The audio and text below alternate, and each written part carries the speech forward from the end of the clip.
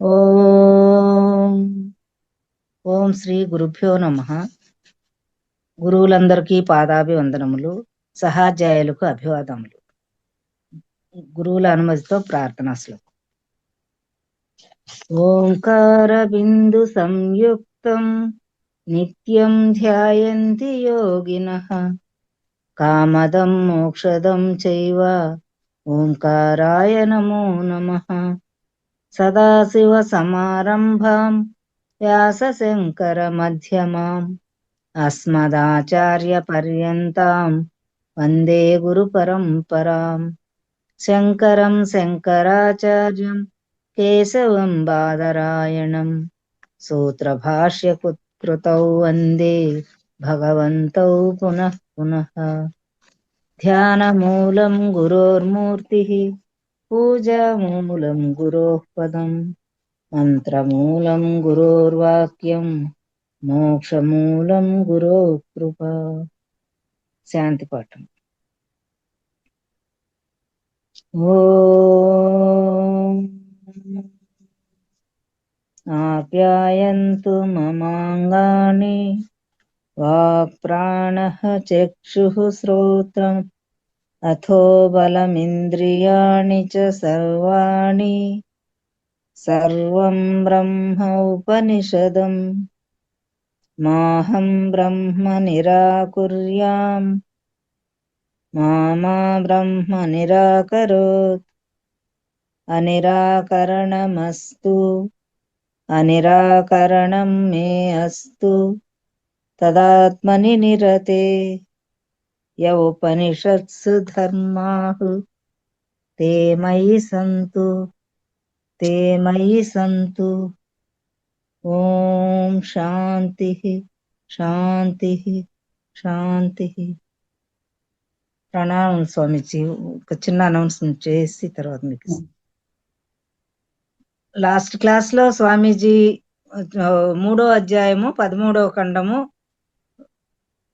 హృదయమునందలి సుషుల ఉపాసన, అందులో 6-7 మంత్రాలు బోధించినారు. ఈ రోజు 8వ మంత్రం తత్వ ప్రకాశిక టీకా పుస్తకంలో 123వ పేజీ నుంచి బోధింపబడును. అందరూ గమనించవలసిందిగా మనవి. గురువు గారిని ప్రార్థిస్తున్నాను పాఠమును ప్రారంభించమని.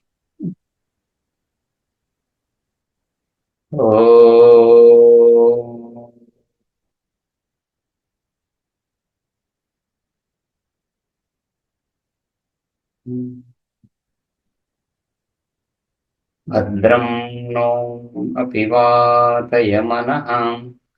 ఓం శాంతి శాంతి శాంతి.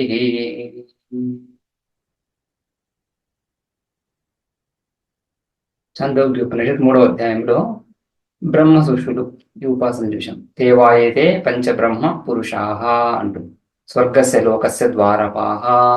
ఈ స్వర్గలోకానికి ద్వారపాలకులు. స్వర్గము హృదయమని, రైట్, అర్ధస్వర్గం. ఈ విధంగా ఏతాన్ ఏవం పంచబ్రహ్మ పురుషాన్ స్వర్గస్య లోకస్య ద్వారపాన్ వేదస్య వేద. ఎవడైతే ఈ విధంగా ఉపాసిస్తున్నాడో అతడికి, ఆ ఉపాసకుడికి అస్య కులే అంటూ ఆ విధంగా వీరోజాయతే ప్రతిపద్యతే స్వర్గం లోకం అని ఈ విధంగా ఫలం చెప్పుకున్నాం, రైట్. ఆ తర్వాత 7వ మంత్రం కూడా చూసాం, రైట్. సో ఇక్కడ ఈ హృదయ సుషుల ఉపాసన ఇత్యాదుల్లో ఏ పరమాత్మ స్వరూపం అయితే విచారించబడతా ఉందో, రైట్, అథ యదసౌ విద్వాన్ స్వర్గం లోకం వీరపురుష సేవనాత్ ప్రతిపద్యతే. ఏ స్వర్గలోకానైతే పొందుతాడని చెప్తున్నామో, ఏదైతే త్రిపాదస్యామృతం దివి అని చెప్పుకున్నాము, రైట్. ఇది తద్ చక్షుశ్రోత్రేంద్రియ గోచరం తదిదం చక్షుశ్రోత్రేంద్రియ గోచరం లింగేన అపాదయితవ్యం. అది లింగ ప్రమాణం. సాక్షాత్తుగా తెలియకపోయినప్పటికీ కూడా ఆత్మస్వరూపము లింగ ప్రమాణం చేత చెప్పదగినటువంటిది అని ఈ విధంగా 7వ మంత్రంలో ఆ స్వర్గం లోకం, ఆ హార్ద బ్రహ్మ యొక్క పరిచయమే ఈ విధంగా లింగం ద్వారా అని 7-8 మంత్రాలు. 7వ మంత్రం చూసాం, 8వ మంత్రం ఇప్పుడు చూస్తాం. అథ యదత పరో దివో జ్యోతిర్దీప్యతే అంటూ చూసాం. ఇక్కడ అత యదతః పరో దివో జ్యోతిర్దీప్యతే విశ్వతః పృష్ఠేషు సర్వతః పృష్ఠేషు అనుత్తమేషు ఉత్తమేషు లోకేషు ఇదం వావతత్ యదిదం అస్మిన్నంతః పురుషే జ్యోతిః అని. రైట్. ఈ హృదయ సుషల ఉపాసన తర్వాత ఈ విధంగా ఈ పరోజ్యోతి అంటూ ఈ విధంగా జ్యోతి ఉపాసన ఇక్కడ అథ యదతః పరో దివో జ్యోతి, రైట్. దివహ దివహ ద్యూలోకము, దివహ పరహ, ఈ ద్యూలోకాన్ని కూడా ద్యూలోకాన్ని సైతం, ఈ స్వర్గలోకాన్ని సైతం అతిక్రమించి, ద్యూలోకము స్వర్గలోకము హృదయ విశిష్ట అని చెప్పుకున్నాం కదా, హృదయములో బుద్ధిలో, సో విధంగా బుద్ధి విశిష్టంగా చెప్పుకుంటున్నాము. ఆ సోపాధికానికి అతిరిక్తంగా అతీతంగా నిరుపాధికం. ఆ విధంగా జ్యోతిర్దీప్యతే యత్ యత్ జ్యోతిర్దీప్యతే, ఏ జ్యోతి ప్రకాశిస్తూ ఉందో అది విశ్వతః పృష్ఠేషు, విశ్వతః అంటే సర్వతః, రైట్, సకల లోకాల కంటే కూడా శ్రేష్టమైనటువంటిది, రైట్. సో సకల శ్రేష్ట లోకాలలోకెల్లా అనుత్తమేషు ఉత్తమేషు అని కూడా చూసాం. అనుత్తమేషు ఉత్తమేషు, రైట్. సో ఉత్తమేషు అని చెప్పి, ఉత్తమేషు అనేది వ్యాఖ్యానం, అనుత్తమేషు అనే పదానికి ఉత్తమేషు అనే పదం వ్యాఖ్యానంగా చెప్పుకుంటున్నాం. అనుత్తమేషు ఉత్తమేషు, కేవల ఉత్తమేషు లోకేషు అంటే కొన్ని లోకాల్లో, ఈ స్వర్గాది లోకాలలో అనే అర్థం వస్తుంది. స్వర్గాది లోకాలు ఉత్తమ లోకాలే, మర్త్యలోకం కంటే కూడా స్వర్గలోకం ఉత్తమ లోకం అవుతుంది. అలా కాకుండా అనుత్తమేషు అని చెప్పినప్పుడు, అనుత్తమేషులో మళ్ళీ నైతత్పురుషం కాకుండా నా ఉత్తమేషు అనుత్తమేషు అని కాకుండా బహురీ సమాసం తీసుకుని, బహురీ సమాసం తీసుకున్నప్పుడు అనుత్తమేషుకి ఏమర్థం వస్తుంది? వేటి కంటే ఉత్తమమైనటువంటి లోకాలు లేవో ఆ లోకాలు, అంటే సర్వోత్కృష్ట లోకాలు, సర్వశ్రేష్ఠ లోకాలు అర్థం వస్తుంది అనుత్తమేషు అన్నప్పుడు. కేవలం ఉత్తమేషు అంటే యత్కించదు ఉత్తమేషు యత్కించదు ఉత్తమ లోకం, ఏ ఉత్తమ లోకాన్నైనా తీసుకోవచ్చు అక్కడ. ఉత్తమేషు లోకేషు అని మాత్రమే చెప్తే, అనుత్తమేషు అని మాత్రమే చెప్తే నా ఉత్తమేషు అనుత్తమేషు, ఉత్తమాలు కానటువంటి లోకాలలో, నికృష్ట లోకాల్లో అనే అర్థం వచ్చే అవకాశం ఉంది. కాబట్టి అనుత్తమేషు ఉత్తమేషు ఈ పద ప్రయోగం రెండు, అనుత్తమేషు అని చెప్పి దానికి వ్యాఖ్యానంగా లేదా విశేషణంగా, విశేషణ రూపంగా లేదా వ్యాఖ్యాన రూపంగా. విశేషణం వ్యావర్తకం, వ్యావర్తకం విశేషణం అని చెప్పుకుంటాము. వ్యావర్తకం అంటే ఈ తక్కిన వాటి నుంచి వేరు చేసి చూపించేటువంటి స్వభావం, అదే విశేషణానికి. నీలోత్పలం అంటున్నప్పుడు నల్ల కలువ, నల్ల కలువ అంటున్నప్పుడు ఎర్ర కలువ ఇత్యాదుల నుంచి వేరు చేసి ఆ కలువను చూపిస్తుంది. ఏది? నల్ల అనేటువంటి విశేషణం, నల్ల కలువ, రైట్. నీల కమలం అంటున్నప్పుడు, నీలోత్పలం అంటున్నప్పుడు ఆ ఉత్పలానికి నీల శబ్దం ఏం చేస్తా ఉంది? ఈ విధంగా వ్యావర్తనం, ఇతర వస్తువుల నుంచి, ఇతర వర్ణాల నుంచి దాన్ని వేరు చేసి చూపిస్తా ఉంది. ఆ విధంగా ఉత్తమేషు అనేది అనుత్తమేషుకు విశేషణం అవుతూ ఈ నికృష్ట లోకాల నుంచి వ్యావర్తనం చేస్తా ఉంది. ఇక అనుత్తమేషు అనేది స్వభావతః, అప్పుడు నికృష్ట లోకాల నుంచి వ్యావృతమైంది కాబట్టి నైతత్పురుషం తీసుకోవడానికి వీల్లేదు, బహుర్హీని తీసుకొని సర్వోత్కృష్ట లోకాలు అని అర్థం వస్తుంది. ఆ విధంగా అనుత్తమేషు ఉత్తమేషు లోకేషు, ఆ సర్వోత్కృష్ట లోకాలలో ఇదం వావతత్, ఈ అదయత పరో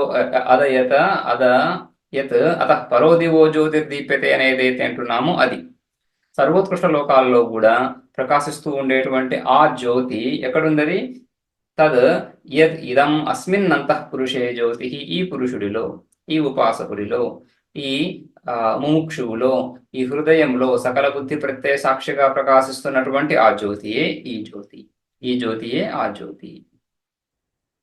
సో ఈ విషయం చూసిన తర్వాత ఇక 8వ మంత్రంలో దీనికి కథం పునః తస్య జ్యోతిషో లింగం త్వగ్దృష్టి గోచరత్వం ఆపద్యతే ఇత్యాహ. ఈ ఉపాసన ఇక్కడ మొదలైంది ఎందుకని? తస్య జ్యోతిష, ఆ ప్రకాశక స్వరూపానికి త్వగ్దృష్టి గోచరత్వం, త్వగింద్రియం, అదేవిధంగా త్వగ్దృష్టి త్వగింద్రియానికి విషయమవ్వడం, అదేవిధంగా శబ్దానికి కూడా విషయమవ్వడం, ఈ రెండు చూపిస్తామని చెప్పుకున్నాము, రైట్. సో అది ఏ విధంగా? కథం పునః తస్య జ్యోతిషో లింగం త్వగ్దృష్టి గోచరత్వం ఆపద్యతే ఇది అని ఈ విధంగా ఈ తర్వాత మంత్రం తెలియజేస్తాము. త్వగ్గోచరత్వం, త్వగ్దృష్టి గోచరత్వం. ఠీక్. ఓకే, పైన చెప్పుకున్నాం మనం చక్షుశ్రోత్రేంద్రియ గోచరం ఆపాదయితవ్యం అని చెప్పి. చక్షుశ్రోత్రేంద్రియ గోచరం ఆపాదయితవ్యం అని సంబంధం చెప్పుకున్నాం కదా ముందు ఉపాసనకి ఈ ఉపాసనకి. ఆ విధంగా చక్షుశ్రోత్రేంద్రియ గోచరత్వం ఎలా కుదురుతుంది ఇక్కడ అని నెక్స్ట్ అదే వచ్చే మంత్రం చెప్పబోతాం. 8వ మంత్రం చూద్దాము.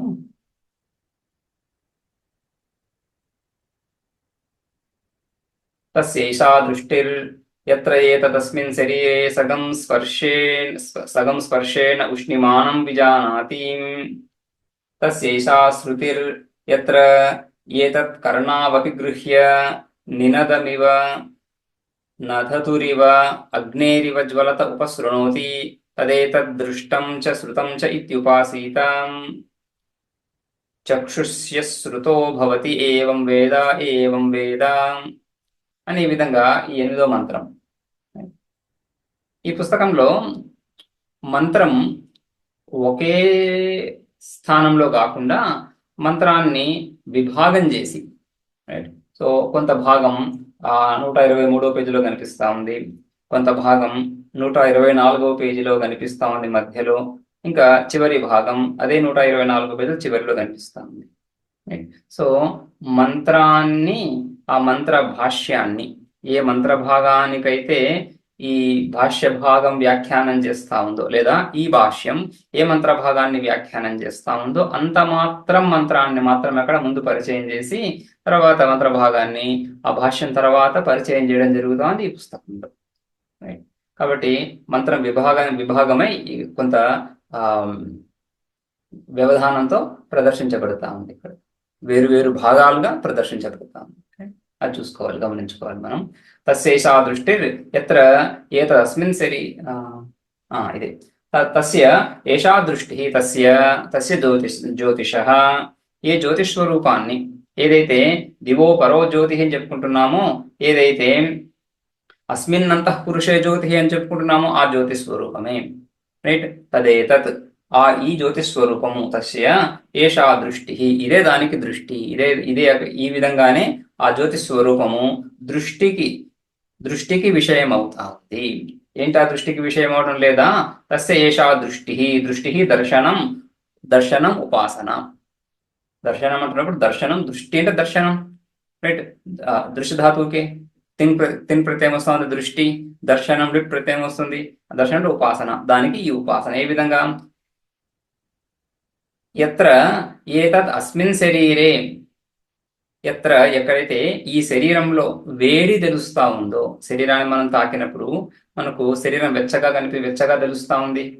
ఎత్ర ఏతదస్మిన్ శరీరే సగం స్పర్శే సగం స్పర్శే, స్పర్శను పొందినప్పుడు ఉష్ణిమానం విజానాతి. ఉష్ణిమ, ఈ ఉష్ణత్వం ఏదైతే తెలుస్తా ఉందో ఈ ఉష్ణత్వం, ఈ విశేష ఉష్ణత్వం, బయట మనకు చలిమంట వేసుకున్నప్పుడు వచ్చేటువంటి వేడి అలా కాకుండా ఈ శరీరంలో మనకు ఏ వేడి అయితే తెలుస్తా ఉందో ఈ వేడి ఆ జ్యోతి స్వరూపానికి లింగం. ఈ శరీరంలో ఈ వేడి ఎలా ఉంది? జీవించి ఉన్నటువంటి శరీరంలో వేడి ఉంటుంది, మరణించిన తర్వాత ఈ శరీరం ఈ వేడిని పొందటం లేదు, రైట్. సో ఎంతకాలం ఈ వ్యక్తి జీవించి ఉన్నాడో అంతకాలము ఈ వేడి ఉండనే ఉంటా ఉంది. ఎంతకాలం జీవించి ఉన్నాడో అంతకాలము ఆ జ్యోతి స్వరూపము ఈ బుద్ధి గుహలో ప్రకాశిస్తూ ఉంది అంటే సకల బుద్ధి ప్రత్యయాలను తెలియజేస్తూ ఉంది. అదే ప్రకాశించడం. సకల బుద్ధి ప్రత్యయాలను మన మనసులో కలిగే సకల భావనలు మనకు తెలుస్తూనే కలుగుతున్నాయి. తెలియకుండా ఏ భావన కలగదు. ప్రతి భావన మనకు తెలుస్తూనే ఉంది. ఆ తెలియడం ఏదైతే ఉందో, ఆ తెలియడం అనేది యావజ్జీవం, ఈ జీవుడు ఈ శరీరంలో జీవించినంత కాలం జరుగుతూనే ఉంది. అంతకాలము ఈ ఉష్ణ స్పర్శ కూడా తెలుస్తూనే ఉంది, రైట్. సో ఈ ఉష్ణ స్పర్శకి ఆ జీవుడి ఆ బుద్ధి గుహలో సాక్షి చైతన్యం యొక్క ప్రకాశానికి ఈ విధంగా సంబంధం, రైట్. సో ఈ రెండు కూడా మృత శరీరంలో కలగటం లేదు. మృత శరీరంలో బుద్ధి ప్రత్యయాలు కానీ బుద్ధి ప్రత్యయాలను ప్రకాశింపజేయడం కానీ జరగటం లేదు. అదేవిధంగా ఈ ఉష్ణ స్పర్శ కూడా తెలియడం లేదు.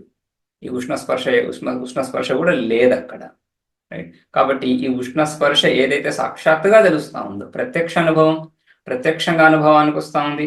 ప్రత్యక్షంగా అనుభవానికి వచ్చేటువంటి ఈ ఉష్ణ స్పర్శ లింగం. ఇదే చిహ్నం దేనికి? పరమాత్మ స్వరూపానికి, ఏదైతే కనిపించదో. పర్వతో వన్యమాన్ ధూమాత్ అంటున్నప్పుడు ఈ పర్వతంలో మనకు కనిపించే పర్వతంలో కనిపించనటువంటి అగ్ని మనకు అక్కడ కనిపించడం లేదు, కానీ అగ్ని ఉంది అని తెలుస్తా ఉంది. ఏ విధంగా తెలుస్తా ఉంది? అక్కడ కనిపిస్తున్నటువంటి పొగ చేత. పొగ కనిపిస్తా ఉంది, అగ్ని కనిపించడం లేదు. అగ్ని కనిపించకపోయినా కూడా ఈ కనిపించే పొగ ద్వారా కనిపించని అగ్ని సూచించబడుతుంది. అగ్ని యొక్క జ్ఞానం మనకు కలుగుతుంది. ఆ జ్ఞానాన్ని మనం పరోక్ష జ్ఞానం అని చెప్పుకుంటాం. పరోక్ష జ్ఞానము లేదా అనుమితి జ్ఞానం అని, అనుమాన ప్రమాణం ద్వారా కలిగేటువంటి అనుమితి జ్ఞానం. ఎక్కడెక్కడైతే ఈ విధంగా అనుమితి జ్ఞానం కలుగుతా ఉందో అక్కడ ఒక వ్యాప్తి ఉంటుంది. ఒక వ్యాప్తి అంటే ఒక సంబంధం, విశేష సంబంధం. ఎత్ర ఎత్ర ధూమః తత్ర తత్ర వహ్నిః. ఎక్కడెక్కడైతే పొగ ఉందో అక్కడంతా కూడా నిప్పు ఉంటుంది. పొగ ఉంటే నిప్పు ఉంటుంది, నిప్పు లేకపోతే పొగ ఉండదు, నిప్పు లేనిదే పొగ రాదు. రైట్. సో ఎత్ర ఎత్ర వహ్ని అభావః, ఎక్కడెక్కడైతే వహ్ని సాధ్యం అది లేదో అక్కడ పొగ ఉండే అవకాశమే లేదు. ఎక్కడెక్కడైతే పొగ ఉంటుందో అక్కడ ఖచ్చితంగా వహ్ని ఉండే తీరుతుంది అని. ఈ విధంగా ఈ రెండు సంబంధాలు ఏవైతే ఉన్నాయో, ఈ రెండు, ఈ పొగకి ఆ అగ్నికి ఒక విలక్షణమైనటువంటి సంబంధం. ఈ పొగకి అగ్నికి విలక్షణమైనటువంటి సంబంధం. ఈ విలక్షణ సంబంధాన్ని వ్యాప్తి అని చెప్పుకుంటాం. వ్యాప్తి. అగ్నిలో నిప్పు వ్యాపించి ఉంది. ఈ విధంగా అగ్నిలో నిప్పు వ్యాపించి ఉంది అంటే అగ్ని నిప్పు ఒకే ఎక్కడైతే మనకు అగ్ని పొగ కనిపిస్తా ఉందో అక్కడే నిప్పు ఉంది అని ఆ విధంగా వ్యాప్తి కాదు అది. ఏ అధికరణంలో అయితే పొగ కనిపిస్తా ఉందో ఆ అధికరణంలో నిప్పు ఉంటుంది అని వ్యాప్తి. అధికరణం, సమానాధికరణం రెండు ఒకే చోట ఉంటున్నాయి. ఒకే స్పేస్లో, ఒకే కోఆర్డినేట్స్లో రెండు ఉన్నాయని కాకుండా ఒకే అధికరణంలో రెండు ఉంటాయి. వంటశాలలో అగ్ని ఉంటుంది, పొగ ఉంటుంది, అగ్ని ఉంటుంది. అదేవిధంగా పర్వతంలో కూడా పొగ ఉంది కాబట్టి అగ్ని ఉండాలి. ఆ విలక్షణ సంబంధం ఒక రకమైనటువంటి విశేష సంబంధం. రైట్. ఇన్వేరియబుల్ కంకామిటెన్స్ అని చెప్పుకుంటారు. కంకామిటెన్స్, కోఅకరెన్స్ రెండు కలిసే వస్తున్నాయి. ఆ రెండు కలిసి రావడంలో వేరియబిలిటీ లేదు, ఇన్వేరియబుల్, ఖచ్చితంగా కలిసే ఉంటాయి. అవి విధంగా కలిసి ఉండడం. ఏది కలిసి ఉండడం? పొగ నిప్పుతో కలిసి ఉండడం. నిప్పు పొగతో కలిసి ఉండాల్సిన అవసరం లేదు. రైట్. ఇది టూ వే రిలేషన్ కాదు కదా. నిప్పు స్వతంత్రంగా ఉండొచ్చు. మన గ్యాస్ స్టవ్ ఆన్ చేసినప్పుడు నిప్పు మాత్రమే ఉంటుంది, పొగ ఉండదు. రైట్. నిప్పు స్వతంత్రంగా ఉండొచ్చు, కానీ పొగ మాత్రం నిప్పుతో కలిసే ఉంటుంది. అదని లింగం అని చెప్పుకుంటాం. ఆ విధంగా లింగం, హేతువు, అనుమానం. అదేవిధంగా ఇక్కడ ఉష్ణస్పర్శ ఎక్కడెక్కడైతే ఉందో శరీరంలోనే, మళ్ళీ ఎక్కడ బయట కాదు, శరీరంలో ఎప్పుడైతే ఉష్ణస్పర్శ ఉందో అక్కడ ఆ శరీరంలో ఈ పరమాత్మ స్వరూపం ఉంది. ఈ పరమాత్మ స్వరూపం ఎక్కడైతే లేదో మృత శరీరంలో అక్కడ ఈ ఉష్ణం కూడా ఉండదు. అది వ్యాప్తి. అక్కడ విలక్షణ సంబంధం ఉంది. తస్య ఏషా దృష్టి ఎత్ర ఏతదస్మిన్ శరీరే సగం స్పర్శే ఉష్ణిమానం విజానాతి. అదేవిధంగా శబ్దం గురించి కూడా రెండవ అనుమానం చెప్తున్నారు. తస్య ఏషా శృతిర్ ఎత్ర ఏతత్ కర్ణావపి గృహ్య. రైట్. తత్ర ఏషా శృతి, ఏషా శృతి, ఈ వినికిడి. రైట్. ఈ వినికిడి ఏదైతే ఉందో అది ఈ ఆత్మస్వరూపానికి లింగం. ఏంటా వినికిడి? ఎత్ర ఏతత్ కర్ణావపి గృహ్యం, ఈ రెండు చెవులను చక్కగా మూసి. రైట్. మనకు శబ్దజ్ఞానం శ్రోత్రేంద్రియం ద్వారా కలుగుతుంది. సో చెవులను మూసినప్పుడు శ్రోత్రేంద్రియం ద్వారా శబ్దజ్ఞానం కలిగే అవకాశం లేదు, కానీ ఇక్కడ కలుగుతా ఉంది. ఏ జ్ఞానం కలుగుతా ఉంది? ఈ శరీరములో ఉన్నటువంటి శబ్ద జ్ఞానం కలుగుతా ఉంది.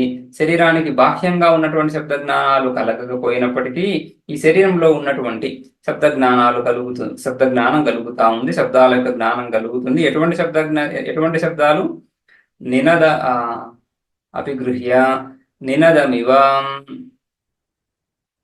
నధతురివ, అగ్నేరివ జ్వలత అని. ఆ విధంగా నినదమివ, నినదం శబ్దం.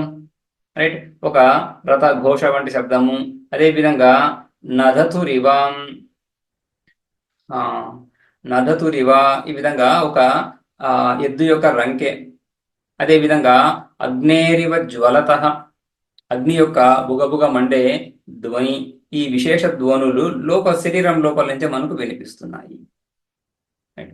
అనాహత ధ్వనులను కూడా చెప్పుకుంటుంటారు. ఈ విధంగా చెవులు మూసుకుంటున్నప్పుడు లోపల ధ్వనులు వినిపిస్తూ ఉన్నాయి. ఏంటా ధ్వనులు? లోపల ఏదో క్రియలు జరుగుతూ ఉండాలి. శబ్దము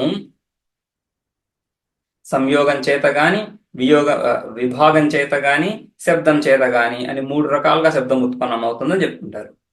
శబ్దానికి కారణాలు 3. సంయోగం, మన 2 చేతులు చరిచినప్పుడు చప్పట్లు శబ్దం ఉత్పన్నం అవుతా ఉంది. సంయోగం ద్వారా శబ్దం కలుగుతా ఉంది. లేదా ఒక టేబుల్ మీద గట్టిగా చేతితో చరిచినప్పుడు శబ్దం కలుగుతుంది. సో 2 వస్తువులు సంయోగాన్ని పొందినప్పుడు శబ్దం ఉత్పన్నం అయ్యే అవకాశం ఉంది. ఖచ్చితంగా ఉత్పన్నం అవుతుందని కాదు. 2 ద్రవ్యాలు ఈ విధంగా ఢీకొన్నప్పుడు శబ్దం ఉత్పన్నం అయ్యేటువంటి అవకాశం ఉంది. అదేవిధంగా ఒక వస్తువు విభాగం పొందుతున్నప్పుడు, ఒక కర్రను విరిచినప్పుడు, ఒక పేపర్ని చింపినప్పుడు విభాగం ఏర్పడుతూ ఉంది. ఆ విభాగంలో కూడా శబ్దం ఉత్పన్నం అవుతుంది. అదేవిధంగా శబ్దము ఒక చోట ఉత్పన్నమయ్యి మన చెవుల వరకు పయనిస్తూ వస్తుంది. శబ్దంలో గమనం ఉంది. ఎక్కడో ఉత్పన్నం అవుతా ఉంది వీణాధ్వని, లేదా ఈ మృదంగ ధ్వని, లేదా వేణునాద ధ్వని. ఎక్కడో ఎవరో ఆ ధ్వనిని ఉత్పన్నం చేస్తున్నారు. అది మన చెవుల దాకా రావాలి. ఎలా వస్తుంది? అక్కడ ఉత్పన్నమైనటువంటి ధ్వని తరంగాలుగా ఇంకొక ధ్వనిని ఆ విధంగా ఉత్పన్నం చేస్తూ, ఈ విధంగా వీచి తరంగ న్యాయం.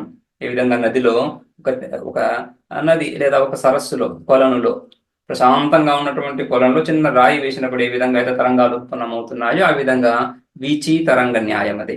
ఆ విధంగా తరంగ రూపంగా ఈ శబ్దము మన చెవి దాకా వస్తుంది అని ఈ విధంగా ఈ నైయాయికులు ఈ విధంగా ప్రతిపాదించారు. సో ఈ విధంగా వీచి తరంగ న్యాయం ద్వారా ఆ శబ్దము ఒక శబ్దం నుంచి ఇంకొక శబ్దం ఉత్పన్నమవుతుంది. రైట్. శబ్దానికి 3 హేతువులు, శబ్దోత్పత్తికి ఈ విధంగా 3 హేతువులు చెప్పుకుంటారు. సంయోగము, విభాగము, లేదా శబ్దం నుంచి శబ్దం ఉత్పన్నం అవడం.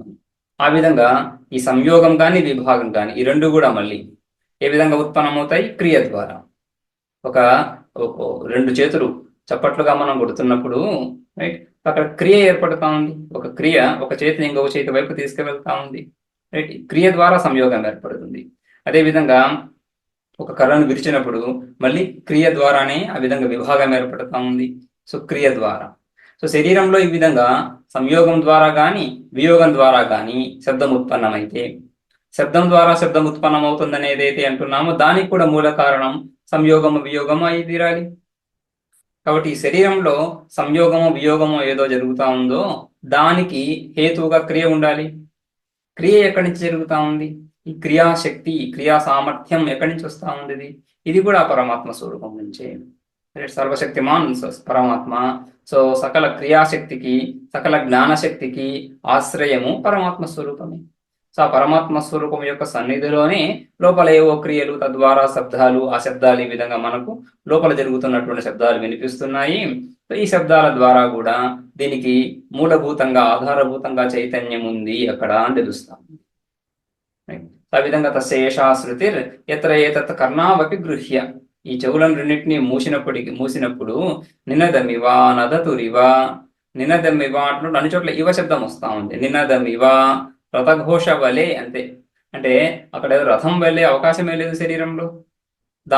దాన్ని పోలినటువంటి ధ్వని, బాహ్య లోకంలో బాహ్య ధ్వనులు ఏవైతే ఈ విధంగా నినాద ధ్వనులు ఏ విధంగా మనం వింటున్నామో అటువంటి వాటితో పోల్చదగినటువంటి ధ్వని శరీరం లోపల నుంచి కూడా వినిపిస్తూ ఉంది.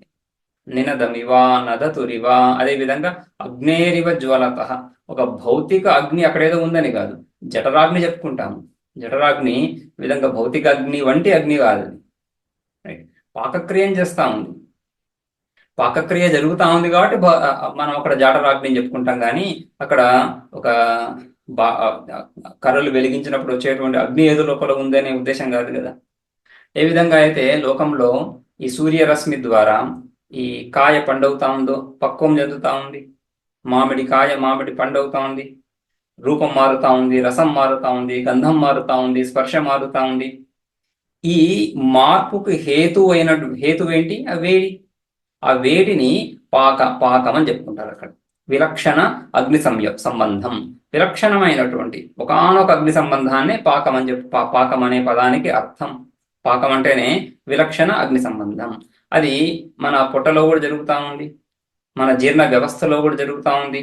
పాకం, మార్పు, శబ్ద ఈ రూపం మారడం, రసం మారడం, గంధం మారడం, స్పర్శ మారడం అనేది మన ఉదరంలో కూడా జరుగుతూ ఉంది కాబట్టి అక్కడ కూడా ఒక అగ్ని, జాఠర అగ్ని అని. రైట్. సో ఆ విధంగా భౌతిక అగ్ని కాకపోయినప్పటికీ కూడా, లోపల లేకపోయినప్పటికీ కూడా, బయట ఉన్నటువంటి భౌతిక అగ్ని ద్వారా ఏ విధంగా అయితే ఈ బుగబుగ ధ్వనులు మనం వింటామో అటువంటి ధ్వని శరీరంలో కూడా అటువంటి ధ్వని వంటి ధ్వని. రైట్. సో అటువంటి ధ్వని అజ్వలత ఇవ అని, అగ్నేరివ జ్వలత ఉపశృణోతి, దగ్గరగా మనం వింటున్నాము. తదేతద్ దృష్టం చ శృతం చ, తదేతద్ ఆ వినికిడి. అదేవిధంగా దృష్టం, అంతకుముందు స్పర్శ జ్ఞానం, మనము స్పర్శ జ్ఞానాన్ని చక్షురింద్రియానికి ఆపాదించి దృష్టం అని చెప్పుకుంటున్నారు ఇక్కడ. ఇది మనం ముందు కూడా చూసాం.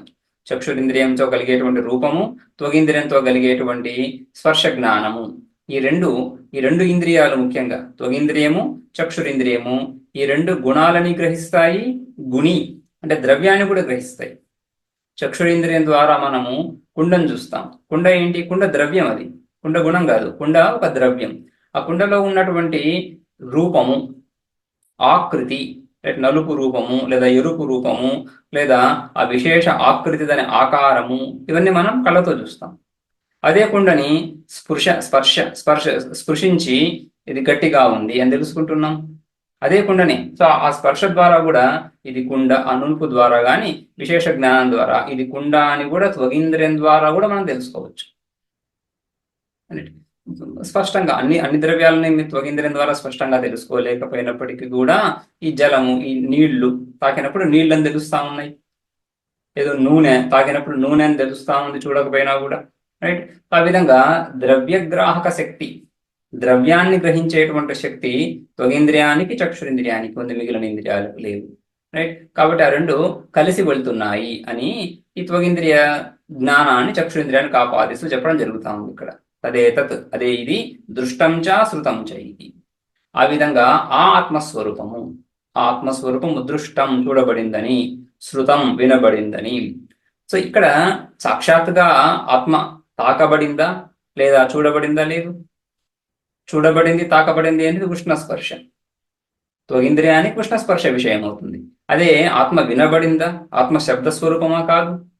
కానీ వినబడింది ఏంటి ఇక్కడ? ఈ విధంగా నినదమివ నదతురివ అగ్నేరివ జ్వలత అని.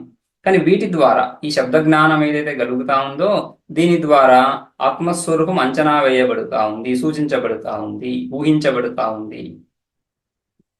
ఆత్మస్వరూపం యొక్క అనుభవం పరోక్షంగా అపరోక్షంగా కాదు, పరోక్షంగా తెలుస్తా ఉంది అని ఈ విధంగా ఆత్మస్వరూపము దృష్టమని, శృతమని ఉపాసించాలి.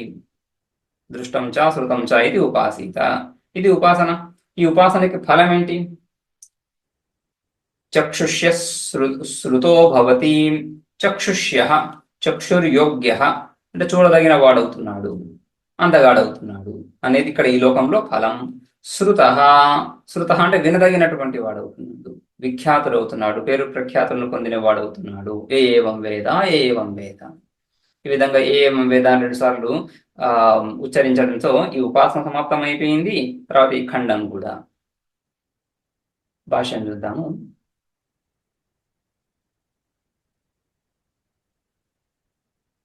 ఎత్ర అంటే యస్మిన్ కాలే. ఎత్ర సప్తమి ఎత్ర శబ్దము సామాన్యంగా దేశవాచకము, కాలవాచకము రెండుగా తీసుకుంటాం. ఎత్ర అంటే ఏ దేశంలో అయితే, ఏ కాలంలో అయితే, ఇక్కడ కాలవాచకం. యస్మిన్ కాలే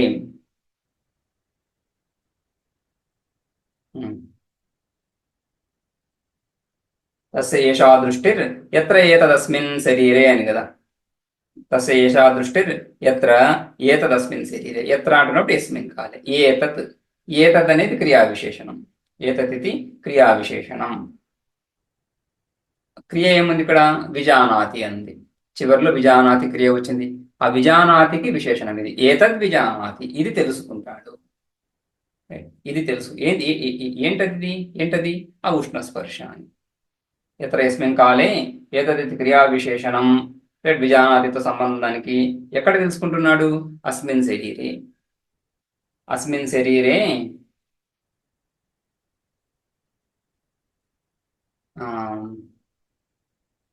హస్తేన ఆలభ్య సంస్పర్శేణ ఉష్ణిమానం రూప సహభావినం ఉష్ణస్పర్శ భావం విజానాతి. ఎక్కడైతే ఏతద్ విజానాతి, ఏంటిది? ఈ శరీరంలో హస్తేన ఆలభ్య, హస్తేన చేతితో, ఈ స్పర్శ త్వగింద్రియం ద్వారా కలుగుతా ఉంది. త్వగింద్రియం సంపూర్ణ శరీరంలో వ్యాపించి ఉంది. అటువంటి ఆ త్వగింద్రియం ఇక్కడ హస్తం చేతి, హస్తేన ఆలభ్య సంస్పర్శేన, రైట్, సంస్పర్శేన చక్కటి ఆ స్పర్శ ద్వారా ఉష్ణిమానం, ఈ ఉష్ణం అనేటువంటి భావం, ఉష్ణిమ ఏంట? ఉష్ణిమ కూడా రూప సహభావినం ఉష్ణస్పర్శ భావం. ఉష్ణస్పర్శ భావంనే ఉష్ణిమ అని చెప్పుకుంటున్నాం. అయితే రూప సహభావినం, ఉష్ణము తేజోద్రవ్యం యొక్క విశేష గుణంగా చెప్పుకుంటాం మనం. పృథివీ, జల, తేజ, వాయు, ఆకాశ, పృథివీ, జల, తేజ, వాయు, ఆకాశ, ఈ పంచభూతాల్లో పృథివీ యొక్క గుణం, పృథివీ విశేష గుణం గంధమని, జలాల యొక్క విశేష గుణం రసమని, తేజస్సు యొక్క విశేష గుణం రూపమని, స్పర్శ కాకుండా రూపమని, వాయువు యొక్క విశేష గుణం స్పర్శ అని. రైట్. సో వాయువు విశేష గుణం స్పర్శ అవుతా ఉంది, తేజో విశేష గుణం రూపం అవుతా ఉంది. తేజస్సుకి వాయువుకి కార్యకారణ భావం ఉంది. రైట్. వాయువు కారణము, తేజస్సు కార్యము. కారణ గుణాలు కార్యంలో వ్యాపించి ఉంటాయి. కారణ గుణాలు కార్యంలో ఉంటాయి. కారణం ఏంటి? వాయువు. వాయు గుణం స్పర్శ. ఆ స్పర్శ గుణం, స్పర్శ అనేటువంటి గుణము తేజస్ అంతా కూడా వ్యాపించి ఉంటుంది. రైట్. సో తేజస్సులో రూపం ఉంటుంది. ఎక్కడెక్కడైతే తేజస్సు ఉందో అక్కడంత రూపం ఉండే తీరాలి. రూపం తేజస్సు యొక్క విశేష గుణమైంది. కాబట్టి ఈ రూపము తేజస్సులో ఉంటుంది, తేజస్సు కార్యమైనటువంటి జలాల్లో ఉంటుంది, దాని కార్యమైనటువంటి పృథివీలో కూడా ఉంటుంది. సో పృథివీ, జల, తేజస్సు, ఈ మూడింటిలో రూపం ఉండాలి. ఇక స్పర్శ వాయు గుణం కదా, వాయు కార్యాలన్నింటిలో ఉంటుంది. సో వాయువుకు సాక్షాత్ కార్యము తేజస్సులో ఉండాలి, అదేవిధంగా జలాల్లో కూడా ఉండాలి, అదేవిధంగా పృథివీలో కూడా. సో పృథివీ, జల, తేజో, వాయువులో స్పర్శ ఉంటుంది 4. వాటిలో ఒక సబ్సెట్ 3, పృథివీ, జల, తేజస్సులు, ఈ 3 రూపం ఉంటుంది. కాబట్టి వాయువు ఈ స్పర్శ అధిక దేశ వృత్తి. వాయువు ఈ స్పర్శకు వ్యాప్తి ఎక్కువ కదా. ఎక్కడెక్కడైతే రూపం ఉందో అక్కడ ఖచ్చితంగా స్పర్శ ఉండే తీరుతుంది. మళ్ళీ దానికి వ్యతిరేకంగా చెప్పలేం. ఎక్కడెక్కడైతే స్పర్శ ఉంటుందో అక్కడ రూపం ఉంటుందని చెప్పలేం. ఎందుకంటే వాయువులో రూపం లేదు, వాయువులో స్పర్శ మాత్రమే. ఆ విధంగా రూప సహభావినం, రూపం ఎక్కడైతే ఉంటుందో ఆ రూపాన్ని ఖచ్చితంగా విడవకుండా ఖచ్చితంగా ఉండేటువంటి గుణం స్పర్శ. కాబట్టి స్పర్శ అనేది రూపానికి వ్యాపకం. అధిక దేశంలో ఉంది కదా, వ్యాపకమైంది. అందుకని రూప సహభావినం ఉష్ణిమానం. అందుకని త్వగింద్రియం చేత పొందదగింది అయినా కూడా ఉష్ణిమ చక్షురింద్రియం ద్వారా విజానాతి, తెలుసుకుంటాడు, చూస్తాడు అని చెప్పడం సబబే. రూప సహభావినం ఉష్ణస్పర్శ భావం విజానాతి, ఎత్ర యస్మిన్ కాలే విజానాతి, ఏ కాలంలో అయితే ఈ శరీరంలో చేతి ద్వారా తెలుసుకుంటాడో సహి ఉష్ణిమాం, అటువంటి ఉష్ణిమ నామరూప వ్యాకరణాయ దేహం అనుప్రవిష్టస్య చైతన్య జ్యోతిషో లింగం. స ఉష్ణిమ, ఆ ఉష్ణిమ ఏదైతే ఉందో చైతన్యాత్మజ్యోతిషో లింగం. ఈ చైతన్యాత్మజ్యోతి, చైతన్య రూప ఆత్మజ్యోతి, ఆత్మ ప్రకాశక స్వరూపము. ఎటువంటి ప్రకాశము? చైతన్య ప్రకాశము. ఆ చైతన్య ప్రకాశానికి ఈ ఉష్ణిమ లింగం అవుతా ఉంది. రైట్. ఆ చైతన్య జ్యోతికి ఇంకొక విశేషణం ఏంటిది? అనుప్రవిష్టస్య అని. అనుప్రవిష్టస్య, అనుట పశ్చాత్ దేని తర్వాత దేని తర్వాత? సృష్టించిన తర్వాత. రైట్. సో నామరూప వ్యాకరణాయ దేహం అనుప్రవిష్టస్య, దేహాన్ని ప్రవేశించినటువంటి ఆ పరమాత్మ. దేని గురించి దేహాన్ని ప్రవేశించాడు? నామరూప వ్యాకరణ. ఈ నామరూపాలను అభివ్యక్తం చేయడానికి లేదా నామరూపాలతో వ్యవహారం చేయడానికి. నామరూపాత్మక వ్యవహారం అంతా నామరూపాత్మకమే. ఈ నామరూపాత్మక వ్యవహారం గురించి దేహం అనుప్రవిష్ట, ఈ దేహాన్ని సృష్టించి తత్సృష్ట్వా తదేవానుప్రావిశత్, ఇవి ప్రవేశ సూత్రం చూస్తాము. ఆ విధంగా ప్రవేశించినటువంటి ఆ పరమాత్మ తదైక్షత బహుశ్యాం ప్రజా ఏయా అని సంకల్పం చేసేటువంటి ఆ పరమాత్మ, ఆ ఈశ్వరుడు ఈ సంపూర్ణ సృష్టిని సంకల్పం ద్వారా చేసి, సంకల్పపూర్విక సృష్టి అంటే చేతన పూర్విక సృష్టి అని, చేతన ద్వారానే సృష్టి అంతా ఉత్పన్నమైంది. చైతన్యము సంకల్పించడం ద్వారానే ఈ సృష్టి నామరూపాత్మకంగా అభివ్యక్తమైంది. ఆ అభివ్యక్తినే సృష్టి అంటున్నాం, రైట్. అటువంటి సృష్టిలో ఆయన ప్రవేశించి ఉన్నాడు అధిష్టాన రూపంగా, అంటే ఆయనకు వేరుగా సృష్టి లేదు, రైట్. అటువంటి ఆ విధంగా ప్రవేశించినటువంటి ఆ పరమాత్మకు ఆ పరమాత్మ సన్నిధిలో జరిగేటువంటి ఈ స్పర్శ జ్ఞానం ఏదైతే ఉందో ఇది లింగం. అంటే ఆయన ఉండగానే ఈ స్పర్శ జ్ఞానం తెలుస్తా ఉంది, లేకపోతే తెలియదు.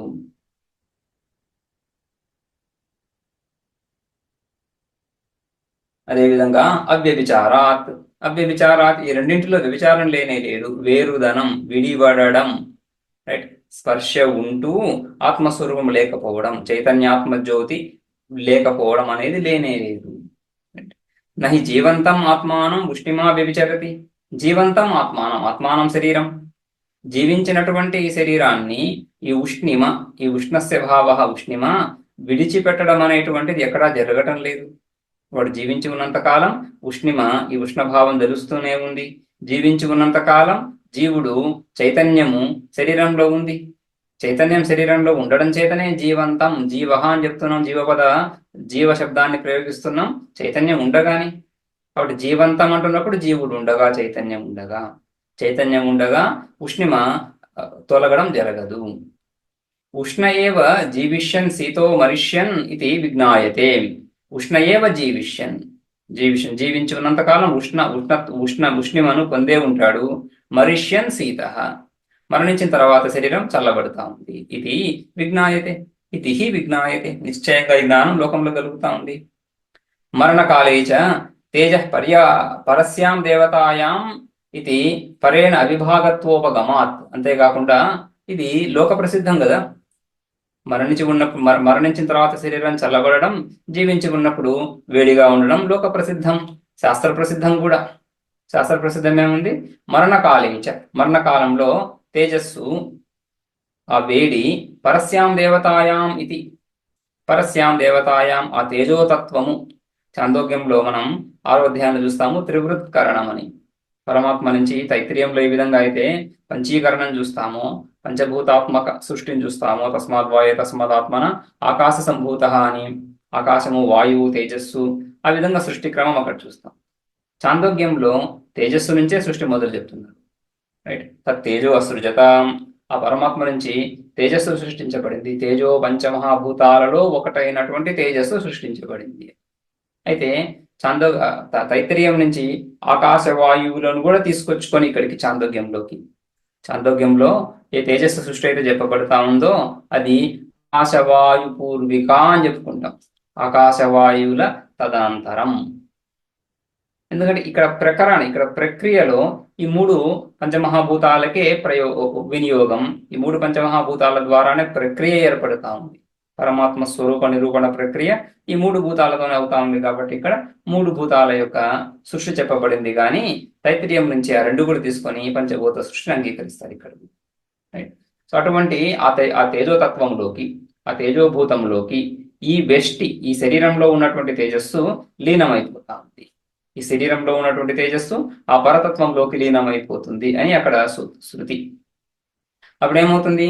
ఈ శరీరంలో ఉన్నటువంటి తేజస్సు లేదా ఆ తేజోభూతం యొక్క అభివ్యక్తి ఈ శరీరంలో కొనసాగటం లేదు. మరణకాలంలో మరణించినప్పుడు ఈ తేజస్సు ఇక్కడ కనిపించటం లేదు అని. పరస్యాం దేవతాయాం ఇది పరేణ అవిభాగత్వ ఉపగమాత్. అవిభాగాన్ని పొందడం తెలుస్తా ఉంది అక్కడ. అతః అసాధారణ లింగం ఔష్ణ్యం అగ్నేహ ఇవ ధూమః. అందుకని లింగం, ఈ వేడి, ఈ ఉష్ణిమ ఏదైతే ఉందో ఈ ఉష్ణిమ అసాధారణ లింగం ఏ విధంగా అయితే అగ్నేహి ధూమ ఇవ, అగ్నికి పొగ, నిప్పుకి పొగ ఏ విధంగా అయితే లింగం, చిహ్నం. ఎక్కడెక్కడైతే పొగ కనిపిస్తా ఉందో అక్కడంతా కూడా నిప్పు ఉందనే అంగీకరిస్తాము, రైట్. సో ఎక్కడెక్కడైతే అగ్ని లేదో అక్కడ పొగ ఉండే అవకాశమే లేదు. ఎత్ర ఎత్ర వన్యాభావ తత్ర తత్ర ధూమాభావ, ఎత్ర ఎత్ర ధూమ తత్ర తత్ర వన్య, రైట్. ఆ సంబంధం ఆ విధంగా ఉంది. సో అదే విధంగా ఈ ఉష్ణిమ కూడా అదే విధంగా అసాధారణ లింగం, దోషరహిత లింగం. అతః తస్య పరస్య ఏషా దృష్టి సాక్షాదివ దర్శనోపాయ ఇత్యర్థః. అతః అందుకని తస్య తస్య అంటే తస్య పరస్య పరమాత్మనః తస్య మంత్రంలో వచ్చింది కదా, తస్య ఏషా దృష్టి అని. మొట్టమొదటి భాగం మంత్రంలో తస్య ఏషా దృష్టి, దృష్టి అంటే దర్శనం. దర్శనం అంటే ఇక్కడ దర్శనం లింగం. తస్య ఏషా దర్శనం దృష్టి లింగం. దర్శనోపాయ, దర్శనోపాయ దాన్ని తెలుసుకునేటువంటి ఉపాయం. ఆ చైతన్యం ఒకటి ఉంది అని చెప్పడానికి ఇది ఒక ఉపాయము. ఆ చైతన్యమే లేకపోతే ఇక్కడ ఈ విధంగా ఉష్ణ స్పర్శ ఉండడానికి అవకాశమే లేదు. ఉష్ణ స్పర్శ చలికాలంలో కూడా మనకి శరీరంలో ఉష్ణ స్పర్శ తెలుస్తూ ఉంది. రైట్. సో ఎండాకాలం, చలికాలం, వానాకాలం, పగలు, రాత్రి అంతా శరీరంలో వేడి తెలుస్తూ ఉంది. కాబట్టి ఈ వేడి బాహ్యంగా కలిగినటువంటిది కాదు, శరీరంలోన ఆ పరమాత్మ యొక్క సన్నిధిలో కలుగుతున్నటువంటిదిగా తెలుసుకోవాలి అని. ఆ విధంగా ఆ పరమాత్మ ఉన్నాడు అంటే ఈ దేహానికి వేరుగా ఒకానొక చైతన్యం శరీరంలో ఉంది. ఈ సంపూర్ణ సృష్టికి మూలభూతంగా చైతన్యం ఉంది, అది శృతి ద్వారా తెలుస్తా ఉంది. అయితే ఈ శరీరానికి ఆధారభూతంగా ఒకానొక చైతన్యం ఉంది, అది ఈ విధంగా అనుమానం ద్వారా కూడా తెలుస్తా ఉంది. అయితే ఈ అనుమానాలన్నీ కూడా శృతి అనుకూల అనుమానాలు. శృతి మతస్తత్వను సంధీయతాం అని చెప్పుకుంటాం కదా, ఆ విధంగా ఏ తత్వాన్ని అయితే ప్రతిపాదిస్తా ఉందో ఆ తత్వాన్ని ప్రదర్శించడానికి శృతి ఈ అనుమానాన్ని మనం చూపిస్తాం. రైట్. అస్తిత్యేవోపలబ్ధవ్య, అస్థి ఆ తత్వం ఉంది అని అని అని మాత్రమే, ఆ విధంగానే ఆత్మస్వరూపాన్ని తెలుసుకోవాల్సి ఉంటుంది. రైట్. ఉంది అని విశ్వాసంతోనే శ్రద్ధస్వ సౌమ్య చాంద్రోగ్యంలో చూస్తాము. ఆ శ్రద్ధతోనే ఆత్మస్వరూపాన్ని తెలుసుకోవాలి. ఆ విధంగా ఆత్మస్వరూపాన్ని ప్రతిపాదించిన తర్వాత ఇవి ఆ ఆత్మస్వరూపానికి చిహ్నాలు, లింగాలు, దానికి ఆ ఆత్మజ్ఞానాన్ని దృఢం చేయడానికి ఉపాయాలు. అదేవిధంగా తథా తస్య జ్యోతిషః ఏషా శృతి. రైట్. తస్య ఏషా దృష్టి ముందు చూసాము, ఇప్పుడు ఏషా శృతి. ఈ శృతి, ఈ శ్రవణం, శృతి శ్రవణం, ఈ శ్రవణం, ఈ వినికిడి ఏదైతే ఉందో ఇది కూడా ఆత్మను తెలుసుకోవడానికి ఉపాయము.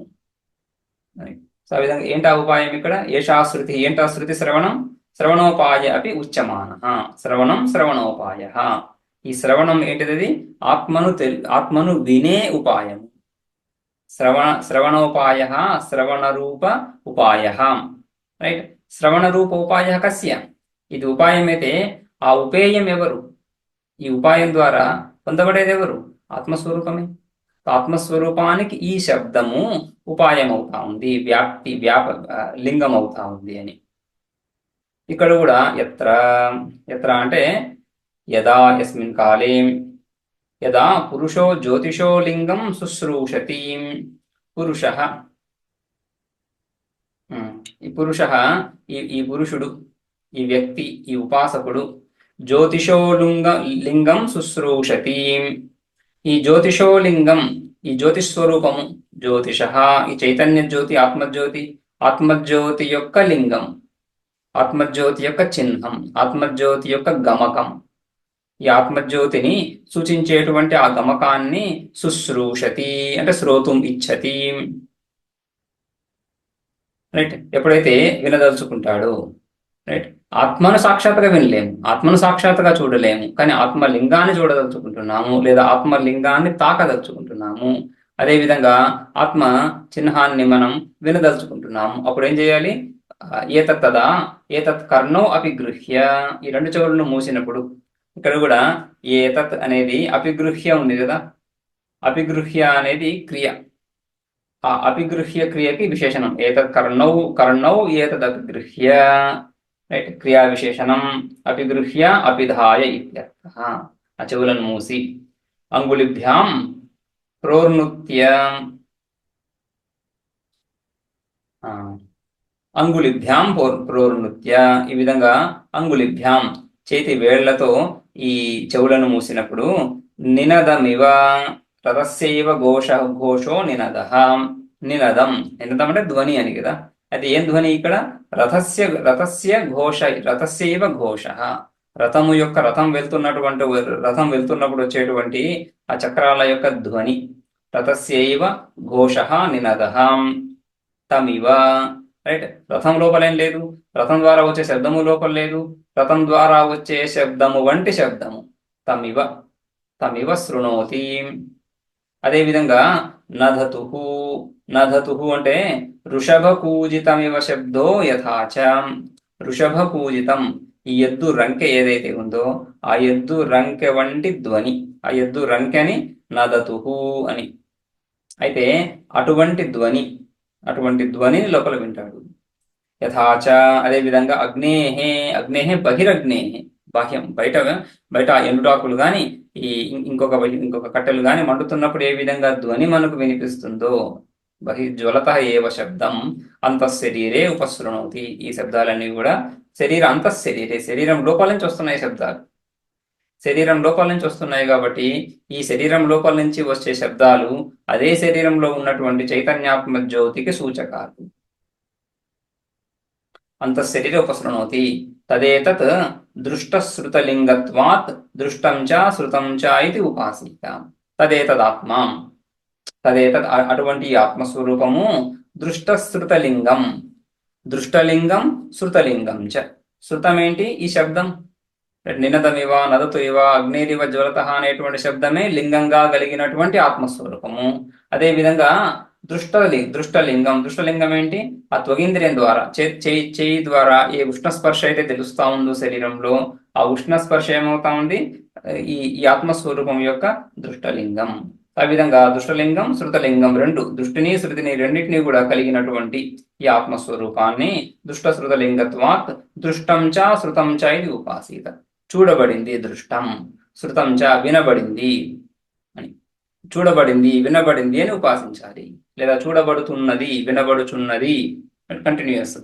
ఇప్పుడు చూస్తున్నాను వింటున్నాను, రైట్ అని ఉపాసించాలి. చూడబడిందా అంటే ఈ దృష్టి ద్వారా తెలియబడింది, దృష్టి ద్వారా తెలియబడినటువంటి ఆ చైతన్యాన్ని చూడబడింది అని, చూడబడింది సాక్షాత్తుగా చూడబడిందని ఉపాసించు.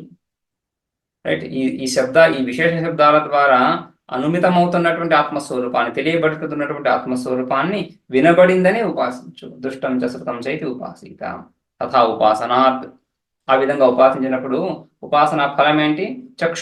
చక్షుష్య శృతో భవతి, చక్షుష్య శృతో భవతి అని. చక్షుష్య అంటే దర్శనీయ, శృతో విశ్రుత విశ్రుతశ్చ, రైట్. సో ఈ విధంగా ఉపాసిస్తున్నప్పుడు ఆ ఉపాసకుడి ఫలం ఇది. చక్షుష్యో భవతి, వాడే ఆ ఉపాసకుడి చక్షుష్య చూపరి అవుతున్నాడు. అదేవిధంగా శృతో విశ్రుత అంటే విఖ్యాత, రైట్. విఖ్యాత పేరు ప్రఖ్యాతులు పొందినవాడవుతాడు. యత్ స్పర్శగుణోపాసన నిమిత్తం ఫలం తద్ రూపే సంపాదయతి చక్షుష్య ఇది. ఇక్కడ ఉపాసన స్పర్శగుణం ద్వారా కలిగేటువంటి త్వగింద్రియం ద్వారా లేదా స్పర్శగుణం ద్వారా ఆ ఉష్ణిమ ద్వారా ఆత్మస్వరూపాన్ని తెలుసుకుంటున్నాం. కానీ ఫలం మాత్రము రూపము, రైట్. సౌందర్యము, రూపము, ఇదేంటిది? ఇది చక్షురింద్రియ విషయం. రూపం చక్షురింద్రియ విషయం, ఆ ఉపాసనా విషయం ఏమో స్పర్శ. ముందు కూడా మనం ఈ విధంగా రెండింటికి సంబంధం చూసాం, ఇక్కడ కూడా అదే విధంగా. ఎందుకని? యత్ స్పర్శగుణోపాసన నిమిత్తం ఫలం, స్పర్శగుణం ద్వారా కలిగేటువంటి ఫలం ఏంటిది? తద్ రూపే సంపాదయతి, రూపానికి ఆపాదించి శృతి ఈ విధంగా చెప్తా ఉంది. చూపరి అవుతున్నాడు, అందగాడవుతున్నాడు, అందాన్ని పొందుతున్నాడు, సౌందర్యాన్ని పొందుతున్నాడు. సంపాదయతి చక్షుష్య ఇది. రూపస్పర్శయో సహభావిత్వాత్. ఎందుకని? ఈ రూపస్పర్శ, రూపము స్పర్శ ఈ గుణాలకి సహభావిత్వం ఉంది. ఎక్కడెక్కడైతే స్పర్శ ఉందో అక్కడ రూపం ఖచ్చితంగా ఉంటుంది, ఎక్కడెక్కడైతే రూపం ఉందో అక్కడ స్పర్శ ఖచ్చితంగా ఉంటుంది. ఎత్ర ఎత్ర రూపః తత్ర తత్ర స్పర్శ భవత్యేవ. ఎక్కడెక్కడైతే రూపం ఉంటుందో, పృథివీ జల తేజస్సుల్లో రూపం ఉంటుంది, ఆ పృథివీ జల తేజస్సుల్లో స్పర్శ కూడా ఉండే తీరుతుంది. అందుకని రూపస్పర్శలకి ఈ విధంగా సహభావిత్వం, రైట్. సహభావిత్వం వ్యాప్తి.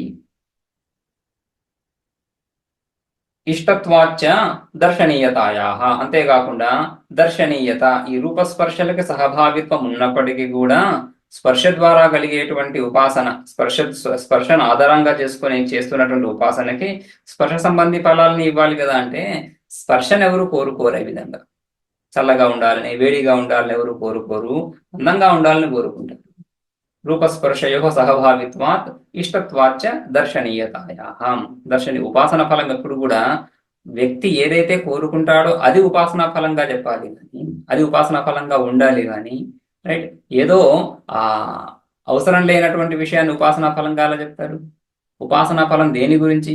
ఉపాసకుణ్ణి ఉపాసన యందు ప్రేరేపించడానికి. ఏది ప్రేరేపిస్తుంది? ఏదైతే వాడికి ఇష్టమో అదే ప్రేరేపిస్తుంది కానీ అయిష్టమైనటువంటి విషయాలు లేదా మధ్యస్థమైనటువంటి విషయాలు, ఇష్టాయిష్టాలకు అతీతంగా ఉన్నటువంటి విషయాలు ఎలా ప్రేరేపిస్తాయి క్రియ ఎందు? అందుకని దర్శనీయత ఇష్టత్వాత దర్శనీయతాయా అని. ఆ విధంగా కూడా ఇక్కడ దర్శనీయతయే ఈ ఉపాసనకి చక్కటి ఫలం. ఏవంచ విద్యాయా ఫలం ఉపపన్నం స్యాత్. ఈ విధంగా చెప్పినప్పుడే విద్యాయా ఫలం ఉపపన్నం స్యాత్. శృతి ఈ విధంగా చెప్పినప్పుడే విద్యకు తగినటువంటి ఫలం అవుతుంది. నతు మృదుత్వాది స్పర్శవత్వే. మృదుత్వాది స్పర్శవత్, మృదు స్పర్శనం, కఠిన స్పర్శనం ఈ విధంగా పొందుతాడు అని చెప్పడం ఉపపన్నం అవ్వదు, ఉపాసన ఫలంగా కుదరదు.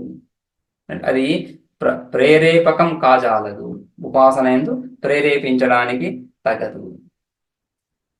ఏవం యథోక్తౌ గుణౌ వేద. ఏవం వేద అంటే యథోక్తౌ గుణౌ వేద. ఈ రెండు గుణాలు ఏంట గుణాలు?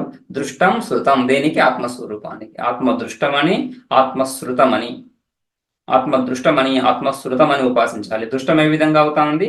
త్వగింద్రియం ద్వారా ఉష్ణిమ అనేటువంటి గుణం ద్వారా లింగేన దృష్టం భవతి. అదేవిధంగా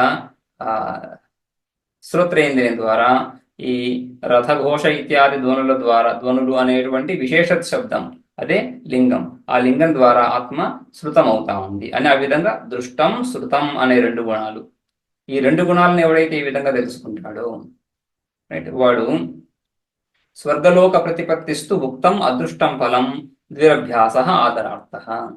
ఇక్కడ ఈ రెండు ఫలాలు వాడికి రైట్, దర్శనీయో భవతి అండ్ తర్వాత శృతో చక్షుష్యో భవతి శృతో భవతి అని. రైట్, విశ్రుతో భవతి. పేరు ప్రఖ్యాతులను ఈ విధంగా చక్షుషత్వాన్ని పొందుతున్నాడు అనే దృష్ట ఫలం ఇక్కడ కలిగేటువంటి ఫలం. అదృష్ట ఫలం ఏంటి? అదృష్ట ఫలం స్వర్గలోక ప్రతిపత్తి. పూర్వోపాసన చెప్పుకున్నాము స్వర్గలోక ప్రతిపత్తి. అదే ఇక్కడ కూడా అదే ఉపాసనతో సంబంధించి వస్తారండి. స్వతంత్ర ఉపాసన అయినప్పటికీ కూడా అది సంబంధం తెలుస్తూ ఉంది కదా, అదే క్రమంలో వస్తూ ఉంది. దానికి అంగభూతంగా అంటే ఉపాస సంబంధమే, ఉపాసన సంబంధం కాదు, ఉపాసతత్వం సంబంధించి ఉంది కదా, కాబట్టి సంబంధం అని. అదే ఫలం ఇక్కడ కూడా స్వర్గలోక ప్రతిపత్తి ముఖ్య ఫలం అవుతా ఉంది. ఇది త్రయోదశ ఖండ.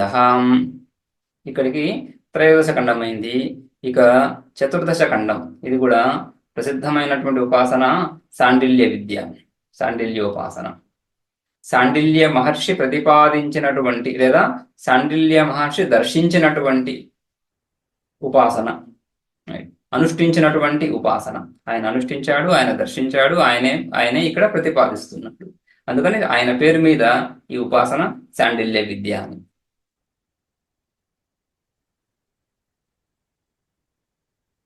పునః తస్యేవ త్రిపాదమృతస్య బ్రహ్మణః అనంతశక్తేః అనేక భేదోపాస్యస్య విశిష్టగుణశక్తిమత్వేన ఉపాసనం విదిత్సన్ ఆహాం.